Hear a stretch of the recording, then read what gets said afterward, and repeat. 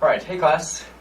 So this week, as we're looking at the American Revolution, there's one thing that I really want to stress in this video, and that is the idea of hypocrisy. Now, of course, it's easy for me in 2017 to look back at the historical record and note that there was a lot of hypocrisy going on in the 18th century.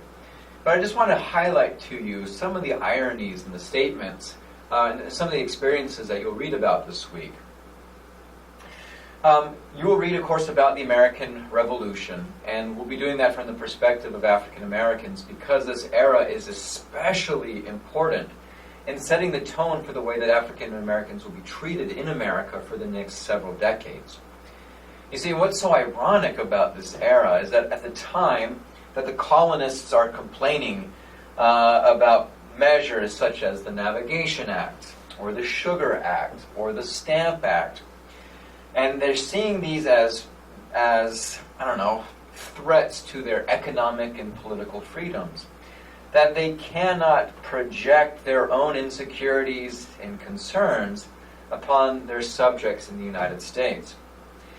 Right, so in this way, they fail to see the inconsistencies between the way that they were being treated by England and the way that they were therefore treating their black slaves.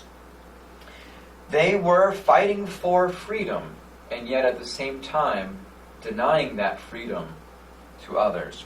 Now, while this isn't true for all colonists, and certainly there are great examples of colonists who were opposed to many of the slavery measures, and we can look at some, Anthony Benezet and John Woolman and others. But for our purposes, we're going to be looking at this primarily as an inconsistency in the logical development of this nation.